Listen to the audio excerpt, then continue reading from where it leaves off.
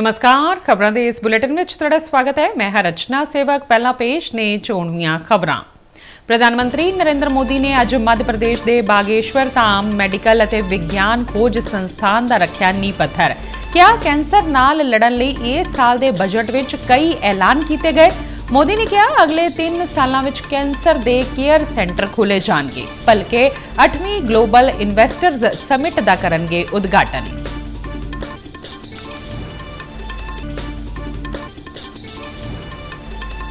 मन की बात के 119वें एपीसोड च नरेंद्र मोदी ने कहा कि AI खेतर विच भारत अपनी मजबूत पछाण बना रहा है। क्या महिला दिवस ते वो एक अजिही पहल करन जा रहे ने जिहड़ी नारी शक्ति नूं होवेगी समर्पित।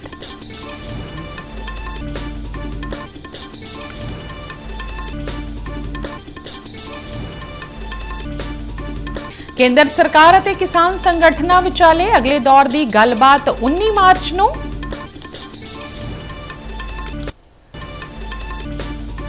पंजाब दीआं 3 नगर कौंसलां लई होण वालीआं चोणां लई नामजदगियां वापस लैण तो बाद 191 उम्मीदवार चोण मैदान 'च।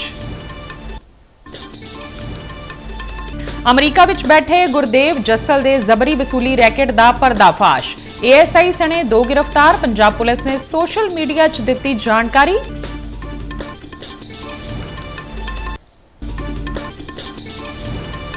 ਅਤੇ state special operation cell Mohali ने बबर खालसा इंटरनेशनल नाल संबंधित मुख कारकुनां नूं कीता गिरफ्तार। ते हुण खबरां विस्तार नाल। प्रधानमंत्री नरेंद्र मोदी ने कहा है कि सब लई सेहत उन्हां दी सरकार दे संकल्प दे मुख थम्मां विचों एक है। सबका साथ सबका विकास। उन्होंने अज मध्य प्रदेश के छतरपुर जिले में बागेश्वर धाम मैडिकल और साइंस रिसर्च इंस्टीट्यूट का नींह पत्थर रखते हुए कहा कि यह संस्था कैंसर के गरीब मरीजों को मुफ्त इलाज की पेशकश करेगी। मोदी ने कहा कि यह इंस्टीट्यूट 10 एकड़ में बनाया जाएगा और पहले गेड़ में 100 बिस्तरियां की सहूलत वाला हस्पताल तैयार किया जाएगा। कैंसर हस्पताल अत आधुनिक मशीनां और माहर डॉक्टरां नाल लैस होवेगा। प्रधानमंत्री ने कैंसर के इलाज संबंधी सरकार के यत्नां दा जिक्र करदिआं कहा कि कैंसर नाल लड़न लई इस साल के बजट विच कई ऐलान किए गए हैं। उन्होंने कहा कि कैंसर दीआं दवाइयां सस्तियां कीतियां जाणगीआं अते अगले 3 सालों में देश के हर जिले में कैंसर डे केयर सेंटर खोले जाएंगे। उन्होंने जिला हस्पतालों में कैंसर क्लीनिक खोलण का भी ऐलान किया। प्रधानमंत्री ने लोगों को आयुष्मान योजना अते जन औषधि केंद्रां वर्गियां सरकारी योजनावां का लाभ लैण की भी अपील की। हमारे मंदिर,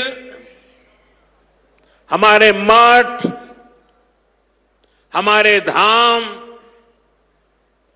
ये एक और पूजन और साधना के केंद्र रहे हैं तो दूसरी ओर विज्ञान और सामाजिक चिंतन के भी, सामाजिक चेतना के भी केंद्र रहे हैं।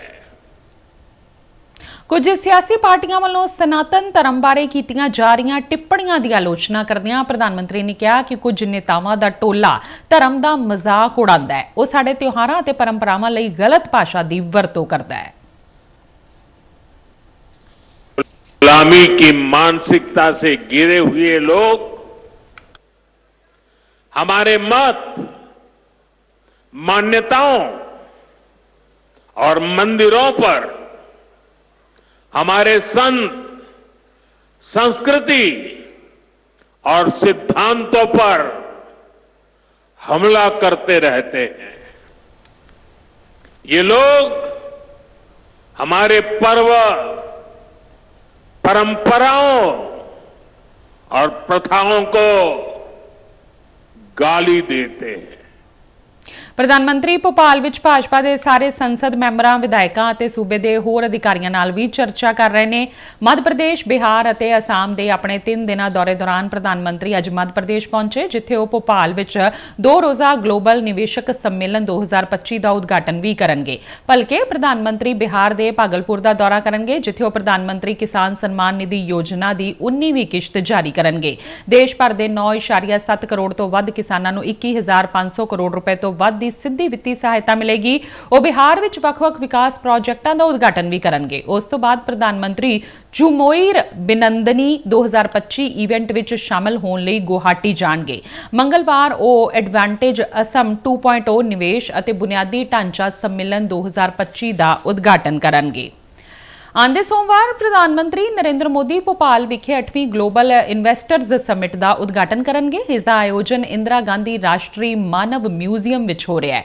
ਲਗਭਗ 200 ਏਕੜ ਵਿੱਚ ਫੈਲਿਆ ਇਹ ਮਿਊਜ਼ੀਅਮ ਦੇਸ਼ ਦੀਆਂ ਸਾਰੀਆਂ ਜਨਜਾਤੀਆਂ ਅਤੇ ਮਨੁੱਖੀ ਜੀਵਨ ਦੇ ਰਹਿਣ-ਸਹਿਣ ਅਤੇ ਸੱਭਿਆਚਾਰ ਨੂੰ ਪ੍ਰਦਰਸ਼ਿਤ ਕਰਦਾ ਹੈ। ਪ੍ਰਧਾਨ ਮੰਤਰੀ ਨਰਿੰਦਰ ਮੋਦੀ ਨੇ ਕਿਹਾ ਹੈ ਕਿ ਆਰਟੀਫੀਸ਼ੀਅਲ ਇੰਟੈਲੀਜੈਂਸ ਯਾਨੀ AI ਦੇ ਖੇਤਰ ਵਿੱਚ ਭਾਰਤ ਤੇਜ਼ੀ ਨਾਲ ਆਪਣੀ ਮਜ਼ਬੂਤ ਪਛਾਣ ਬਣਾ ਰਿਹਾ ਹੈ। ਆਕਾਸ਼ਵਾਣੀ ਤੇ ਆਪਣੇ ਮਨ ਕੀ ਬਾਤ ਪ੍ਰੋਗਰਾਮ ਰਾਹੀਂ ਰਾਸ਼ਟਰ ਨੂੰ ਸੰਬੋਧਨ ਕਰਦੇ ਹੋਏ ਮੋਦੀ ਨੇ ਕਿਹਾ ਕਿ ਭਾਰਤ ਦੇ ਲੋਕ ਨਵੀਂ ਟੈਕਨੋਲੋਜੀ ਅਪਣਾਉਣ 'ਚ ਕਿਸੇ ਤੋਂ ਵੀ ਪਿੱਛੇ ਨਹੀਂ ਨੇ। ਉਹਨਾਂ ਦੱਸਿਆ ਕਿ ਹਾਲ ਹੀ ਵਿੱਚ ਜਦ ਉਹ AI ਦੇ ਇੱਕ ਵੱਡੇ ਸੰਮੇਲਨ 'ਚ ਹਿੱਸਾ ਲੈਣ ਲਈ ਪੈਰਿਸ ਗਏ ਤਾਂ ਉੱਥੇ ਦੁਨੀਆ ਨੇ ਇਸ ਖੇਤਰ ਵਿੱਚ ਭਾਰਤ ਦੀ ਤਰੱਕੀ ਦੀ ਸ਼ਲਾਘਾ ਕੀਤੀ। मैं AI के एक बड़े सम्मेलन में हिस्सा लेने के लिए पेरिस गया था।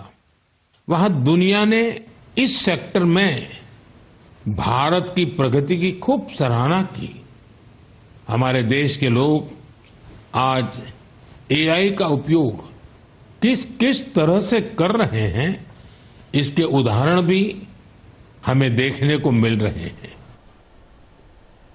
ਭਾਰਤ ਦੇ ਲੋਕ ਅੱਜ AI ਦਾ ਇਸਤੇਮਾਲ ਕਿਸ ਤਰ੍ਹਾਂ ਨਾਲ ਕਰਦੇ ਨੇ ਉਸ ਦਾ ਉਦਾਹਰਨ ਦਿੰਦਿਆਂ ਪ੍ਰਧਾਨ ਮੰਤਰੀ ਨੇ ਤੇਲੰਗਾਨਾ 'ਚ ਆਦਿਲਾਬਾਦ ਦੇ ਸਰਕਾਰੀ ਸਕੂਲ ਦੇ ਇੱਕ ਅਧਿਆਪਕ ਥੋੜਾਸਮ ਕੈਲਾਸ਼ ਦੀ ਚਰਚਾ ਕੀਤੀ। ਕੈਲਾਸ਼ AI ਦਾ ਇਸਤੇਮਾਲ ਕੋਲਾਮੀ ਬੋਲੀ ਵਿੱਚ ਗਾਣੇ ਕੰਪੋਜ਼ ਕਰਨ ਲਈ ਕਰ ਰਹੇ ਨੇ।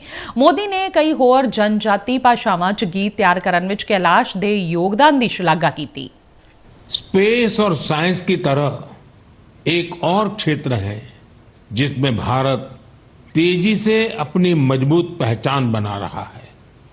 ये क्षेत्र है AI यानी आर्टिफिशियल इंटेलिजेंस। हाल ही में ਪ੍ਰਧਾਨ ਮੰਤਰੀ ਨੇ ਇਸ ਗੱਲ ਨੂੰ ਉਜਾਗਰ ਕੀਤਾ ਕਿ ਨੌਜਵਾਨਾਂ ਦੀ ਭਾਗੀਦਾਰੀ ਨਾਲ ਪੁਲਾੜ ਅਤੇ ਆਰਟੀਫੀਸ਼ੀਅਲ ਇੰਟੈਲੀਜੈਂਸ ਵਰਗੇ ਵੱਖ-ਵੱਖ ਖੇਤਰਾਂ ਵਿੱਚ ਨਵੀਂ ਕ੍ਰਾਂਤੀ ਆ ਰਹੀ ਹੈ। ਉਹਨਾਂ ਇਸ ਗੱਲ ਤੇ ਮਾਣ ਪ੍ਰਗਟਾਇਆ ਕਿ ਦੇਸ਼ ਨੇ ਪਿਛਲੇ ਮਹੀਨੇ ਇਸਰੋ ਦੇ ਜ਼ਰੀਏ ਆਪਣਾ 100ਵਾਂ ਰਾਕੇਟ ਛੱਡਿਆ।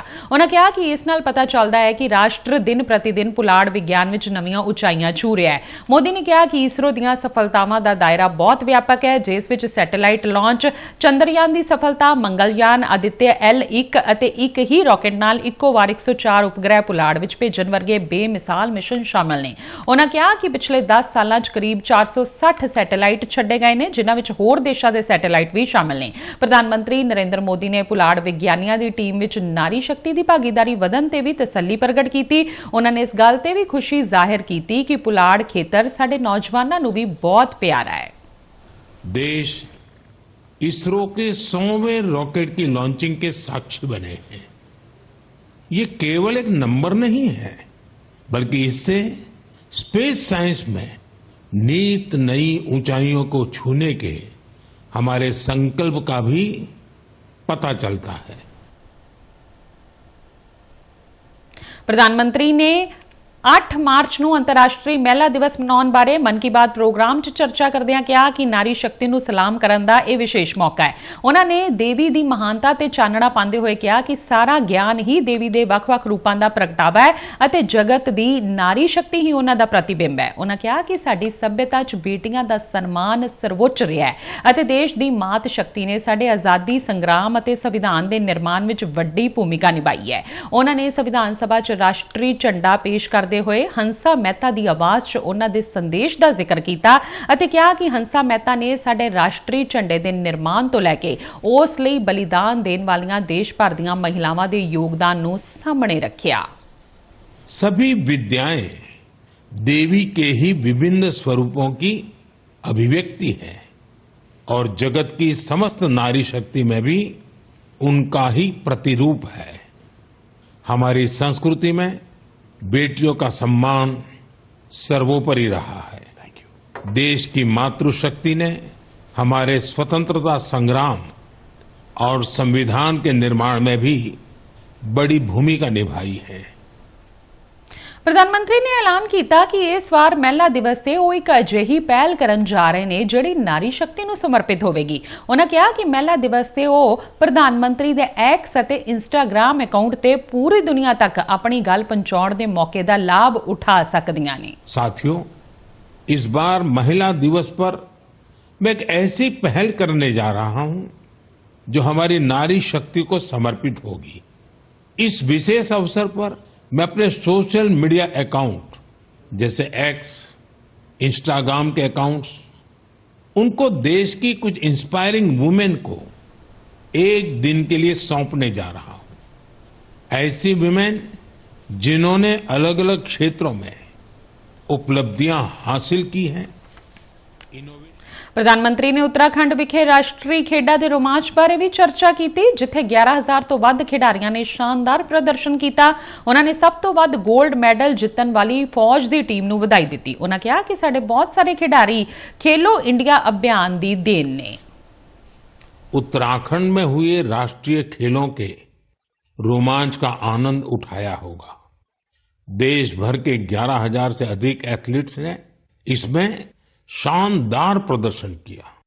ਕੇਂਦਰ ਸਰਕਾਰ ਅਤੇ ਕਿਸਾਨ ਸੰਗਠਨਾਂ ਵਿਚਾਲੇ ਅਗਲੇ ਦੌਰ ਦੀ ਗੱਲਬਾਤ 19 ਮਾਰਚ ਨੂੰ ਹੋਵੇਗੀ। ਖੇਤੀਬਾੜੀ ਅਤੇ ਕਿਸਾਨ ਭਲਾਈ ਮੰਤਰੀ ਸ਼ਿਵਰਾਜ ਸਿੰਘ ਚੌਹਾਨ ਨੇ ਕੱਲ੍ਹ ਚੰਡੀਗੜ੍ਹ ਵਿੱਚ ਪ੍ਰਦਰਸ਼ਨਕਾਰੀ ਕਿਸਾਨਾਂ ਨਾਲ ਗੱਲਬਾਤ ਤੋਂ ਬਾਅਦ ਕਿਹਾ ਕਿ ਕਿਸਾਨ ਸੰਗਠਨ, ਕਿਸਾਨ ਮਜ਼ਦੂਰ ਮੋਰਚਾ ਅਤੇ ਸਾਂਝਾ ਕਿਸਾਨ ਮੋਰਚਾ ਗੈਰ ਰਾਜਨੀਤਿਕ ਦੇ ਨਾਲ ਗੱਲਬਾਤ ਬਹੁਤ ਸੁਖਾਵੇਂ ਮਾਹੌਲ ਵਿੱਚ ਹੋਈ। ਬੈਠਕ ਵਿੱਚ ਕੇਂਦਰੀ ਮੰਤਰੀ ਪਿਊਸ਼ ਗੋਇਲ ਅਤੇ ਪ੍ਰਹਿਲਾਦ ਜੋਸ਼ੀ ਵੀ ਹਾਜ਼ਰ ਸਨ। ਖੇਤੀਬਾੜੀ ਮੰਤਰੀ ਸ਼ਿਵਰਾਜ ਸਿੰਘ ਚੌਹਾਨ ਨੇ ਕਿਹਾ ਕਿ ਉਹਨਾਂ ਨੇ ਕਿਸਾਨ ਨੇਤਾ ਜਗਜੀਤ ਸਿੰਘ ਡੱਲੇਵਾਲ ਅਤੇ ਹੋਰ ਕਿਸਾਨ ਆਗੂਆਂ ਦਾ ਪੱਖ ਸੁਣਿਆ। ਉਹਨਾਂ ਨੇ ਡੱਲੇਵਾਲ ਦੀ ਸਿਹਤ ਬਾਰੇ ਜਾਣਕਾਰੀ ਲਈ ਅਤੇ ਉਹਨਾਂ ਨੂੰ ਮਰਨ ਵਰਤ ਖਤਮ ਕਰਨ ਦੀ ਅਪੀਲ ਵੀ ਕੀਤੀ। बहुत सद्भावपूर्ण वातावरण में चर्चा हुई है। किसान कल्याण के सारे कामों को जो मोदी सरकार की प्राथमिकता है, हमने उनको भी रखा है और डल्लेवाल जी, पंडेर जी किसान नेताओं की बात को ध्यान से सुना है। बहुत अच्छी चर्चा हुई है। ਬੈਠਕ ਵਿੱਚ ਮੌਜੂਦ ਪੰਜਾਬ ਦੇ ਵਿੱਤ ਮੰਤਰੀ ਹਰਪਾਲ ਸਿੰਘ ਚੀਮਾ ਨੇ ਕਿਹਾ ਕਿ ਫਸਲਾਂ ਦੇ ਘੱਟੋ ਘੱਟ ਸਮਰਥਨ ਮੁੱਲ ਤੇ ਵਿਸਥਾਰ ਨਾਲ ਚਰਚਾ हुई। देखिए, किसान जथेबंदियों ने एक ही मांग की थी कि एमएसपी की लीगल गारंटी होनी चाहिए। जितने जो भाव केंद्र सरकार तय करता है उसके ऊपर लीगल गारंटी होनी चाहिए। इसी के ऊपर चर्चा हुई और ये इसका जो जितना डाटा था, जितने अपने अपने व्यू थे, डिफरेंट जो किसान आगू है उन्होंने अपने अपने व्यू रखे थे, तो उसको लेके मैं समझता हूँ आगे चर्चा होगी और बहुत अच्छे माहौल में ਪੰਜਾਬ ਰਾਜ ਚੋਣ ਕਮਿਸ਼ਨਰ ਰਾਜਕਮਲ ਚੌਧਰੀ ਨੇ ਦੱਸਿਆ ਕਿ ਤਰਨਤਾਰਨ ਜ਼ਿਲ੍ਹਾ ਗੁਰਦਾਸਪੁਰ ਦੇ ਡੇਰਾ ਬਾਬਾ ਨਾਨਕ ਅਤੇ ਹੁਸ਼ਿਆਰਪੁਰ ਜ਼ਿਲ੍ਹੇ ਦੇ ਤਲਵਾੜਾ ਦੀਆਂ ਨਗਰ ਕੌਂਸਲਾਂ ਦੀਆਂ ਆਮ ਚੋਣਾਂ ਲਈ ਨਾਮਜ਼ਦਗੀਆਂ ਵਾਪਸ ਲੈਣ ਦੀ ਆਖਰੀ ਤਰੀਕ ਤੋਂ ਬਾਅਦ 191 ਉਮੀਦਵਾਰ ਹੀ ਚੋਣ ਮੈਦਾਨ ਵਿੱਚ ਰਹਿ ਗਏ ਨੇ। ਉਹਨਾਂ ਅੱਗੇ ਦੱਸਿਆ ਕਿ ਨਗਰ ਕੌਂਸਲਾਂ ਦੀਆਂ ਆਮ ਚੋਣਾਂ ਲਈ ਨਾਮਜ਼ਦਗੀਆਂ ਵਾਪਸ ਲੈਣ ਤੋਂ ਬਾਅਦ ਤਰਨਤਾਰਨ 'ਚ 113, ਡੇਰਾ ਬਾਬਾ ਨਾਨਕ 'ਚ 37 ਅਤੇ ਤਲਵਾੜਾ ਵਿੱਚ 41 ਉਮੀਦਵਾਰ ਚੋਣ ਮੈਦਾਨ ਵਿੱਚ ਬਾਕੀ ਰਹਿ ਗਏ ਨੇ। ਜ਼ਿਕਰਯੋਗ ਹੈ ਕਿ ਇਹ ਵੋਟਾਂ 2 ਮਾਰਚ ਨੂੰ ਸਵੇਰੇ 7 ਵਜੇ ਤੋਂ ਸ਼ਾਮ 4 ਵਜੇ ਤੱਕ ਪੈਣਗੀਆਂ, ਜਦਕਿ ਵੋਟਾਂ ਦੀ ਗਿਣਤੀ ਉਸੇ ਦਿਨ ਹੀ ਪੋਲਿੰਗ ਸਟੇਸ਼ਨਾਂ ਤੇ ਹੀ ਕੀਤੀ ਜਾਵੇਗੀ। ਪੰਜਾਬ ਪੁਲਿਸ ਨੇ ਇੱਕ ਵੱਡੀ ਸਫਲਤਾ ਹਾਸਲ ਕਰਦਿਆਂ ਬਟਾਲਾ ਵਿੱਚ ਯੂਐਸਏ ਵਿੱਚ ਰਹਿ ਰਹੇ ਗੁਰਦੇਵ ਜੱਸਲ ਵੱਲੋਂ ਚਲਾਏ ਜਾ ਰਹੇ ਇੱਕ ਵੱਡੇ ਫਿਰੌਤੀ ਰੈਕੇਟ ਦਾ ਭਾਂਡਾ ਫੋੜ ਕਰਦਿਆਂ 2 ਸ਼ੱਕੀ ਕਾਰਕੁਨਾਂ ਨੂੰ ਗ੍ਰਿਫਤਾਰ ਕੀਤਾ। ਸੂਬਾ ਪੁਲਿਸ ਮੁਖੀ ਗੌਰਵ ਯਾਦਵ ਨੇ ਇੱਕ ਸੋਸ਼ਲ ਮੀਡੀਆ ਪੋਸਟ ਵਿੱਚ ਇਸ ਬਾਰੇ ਜਾਣਕਾਰੀ ਸਾਂਝੀ ਕਰਦਿਆਂ ਦੱਸਿਆ ਕਿ ਇਸੇ ਮਹੀਨੇ ਦੀ 4 ਤਰੀਕ ਨੂੰ ਕਲਾਨੌਰ ਦੇ ਇੱਕ ਵਪਾਰੀ ਦੇ ਪੈਟਰੋਲ ਪੰਪ ਤੇ ਜੱਸਲ ਦੇ ਸਾਥੀਆਂ ਵੱਲੋਂ ਗੋਲੀਆਂ ਚਲਾਈਆਂ ਗਈਆਂ ਸਨ। ਲਗਾਤਾਰ ਧਮਕੀਆਂ ਤੇ 1 ਕਰੋੜ ਰੁਪਏ ਦੀ ਫਿਰੌਤੀ ਮੰਗੀ ਗਈ ਸੀ। ਪਰੇਸ਼ਾਨ ਕਾਰੋਬਾਰੀ ਨੇ 11 ਫਰਵਰੀ ਨੂੰ 50 ਲੱਖ ਰੁਪਏ ਦਾ ਭੁਗਤਾਨ ਵੀ ਕਰ ਦਿੱਤਾ ਸੀ। ਤਕਨੀਕੀ ਜਾਂਚ ਦੇ ਆਧਾਰ ਤੇ ਇਸ ਮਾਮਲੇ ਵਿੱਚ ਏਐਸਆਈ ਸੁਰਜੀਤ ਸਿੰਘ ਅਤੇ ਅੰਕੁਸ਼ ਸੈਣੀ ਨੂੰ ਜ਼ਬਰੀ ਵਸੂਲੀ ਅਤੇ ਪੈਸੇ ਖੁਰਦ-ਬੁਰਦ ਕਰਨ ਦੇ ਮਾਮਲੇ ਵਿੱਚ ਗ੍ਰਿਫਤਾਰ ਕੀਤਾ ਗਿਆ ਹੈ। ਜੱਸਲ ਗਰੁੱਪ ਵੱਲੋਂ ਧਮਕੀਆਂ ਦੇਣ ਅਤੇ ਪੈਸੇ ਦੀ ਅਦਲਾ-ਬਦਲੀ ਲਈ ਵਿਦੇਸ਼ੀ ਨੰਬਰ ਵਰਤੋਂ ਵਿੱਚ ਲਿਆਂਦੇ ਜਾਂਦੇ ਸਨ। ਪੁਲਿਸ ਨੇ 83 ਲੱਖ ਰੁਪਏ ਦੀ ਵਸੂਲੀ, ਮਨੀ, ਗੈਰ ਕਾਨੂੰਨੀ ਹਥਿਆਰ ਅਤੇ ਲਗਜ਼ਰੀ ਗੱਡੀਆਂ ਬਰਾਮਦ ਕੀਤੀਆਂ ਨੇ। ਬਟਾਲਾ ਪੁਲਿਸ ਨੂੰ ਅੱਜ ਇੱਕ ਵੱਡੀ ਕਾਮਯਾਬੀ ਉਦੋਂ ਮਿਲੀ ਜਦੋਂ ਕਿ ਯੂਐਸਏ ਬੇਸਡ ਗੁਰਦੇਵ ਜੱਸਲ ਦੁਆਰਾ ਇੱਕ ਆਪਰੇਟਡ ਐਕਸਟੋਰਸ਼ਨ ਰੈਕੇਟ ਬਸਟ ਕੀਤਾ ਗਿਆ ਤੇ 83 ਲੱਖ ਦਾ ਐਕਸਟੋਰਸ਼ਨ ਮਨੀ ਉਹ ਜਿਹੜਾ ਹੈਗਾ ਬਟਾਲਾ ਪੁਲਿਸ ਨੇ ਰਿਕਵਰ ਕੀਤਾ ਹੈ ਤੇ ਐਕਸਟੋਰਸ਼ਨਸ ਤੇ ਜ਼ੀਰੋ ਟੋਲਰੈਂਸ ਦੀ ਪਾਲਿਸੀ ਜਿਹੜੀ ਉਹ ਅਪਣਾਈ ਜਾ ਰਹੀ ਹੈਗੀ। State special operation cell Mohali ਨੇ ਬੱਬਰ ਖਾਲਸਾ ਇੰਟਰਨੈਸ਼ਨਲ ਨਾਲ ਸੰਬੰਧਿਤ ਮੁੱਖ ਕਾਰਕੁਨਾਂ ਨੂੰ ਗ੍ਰਿਫਤਾਰ ਕਰਨ 'ਚ ਸਫਲਤਾ ਹਾਸਲ ਕੀਤੀ ਹੈ। ਇਸ ਸੰਬੰਧੀ ਜਾਣਕਾਰੀ ਦਿੰਦਿਆਂ ਪੰਜਾਬ ਪੁਲਿਸ ਦੇ ਮੁਖੀ ਗੌਰਵ ਯਾਦਵ ਨੇ ਦੱਸਿਆ ਕਿ ਗੁਪਤ ਸੂਚਨਾ ਦੇ ਆਧਾਰ ਤੇ ਇਹਨਾਂ ਦੋਹਾਂ ਨੂੰ ਕਾਬੂ ਕੀਤਾ ਗਿਆ ਹੈ, ਜਿਨ੍ਹਾਂ ਕੋਲੋਂ 2.32 ਬੋਰ ਦੇ ਪਿਸਤੌਲ ਅਤੇ 5 ਰਾਉਂਡ ਬਰਾਮਦ ਕੀਤੇ ਗਏ ਨੇ। ਉਹਨਾਂ ਅੱਗੇ ਦੱਸਿਆ ਕਿ 10 ਫਰਵਰੀ ਨੂੰ ਨਾਂਦੇੜ ਵਿਖੇ ਹੋਏ ਇੱਕ ਕਤਲ ਮਾਮਲੇ 'ਚ ਇਹਨਾਂ ਦੀ ਸ਼ਮੂਲੀਅਤ ਹੈ। ਉਹਨਾਂ ਕਿਹਾ ਕਿ ਗ੍ਰਿਫਤਾਰ ਕੀਤੇ ਗਏ ਕਾਰਕੁਨਾਂ ਦੀ ਪਛਾਣ ਹਰੀਕੇ ਪੱਤਨ ਤਰਨਤਾਰਨ ਦੇ ਜਗਦੀਸ਼ ਸਿੰਘ ਉਰਫ ਜੱਗਾ ਅਤੇ ਅੰਮ੍ਰਿਤਸਰ ਦੇ ਸ਼ੁਭਦੀਪ ਸਿੰਘ ਔਲਖ ਉਰਫ ਸ਼ੁਭ ਵਜੋਂ ਹੋਈ ਹੈ। ਤੇ ਇਸ ਨਾਲ ਹੀ ਖਬਰਾਂ ਦਾ ਇਹ ਬੁਲੇਟਿਨ ਖਤਮ ਹੁੰਦਾ ਹੈ। ਇਜਾਜ਼ਤ ਦਿਓ, ਨਮਸਕਾਰ।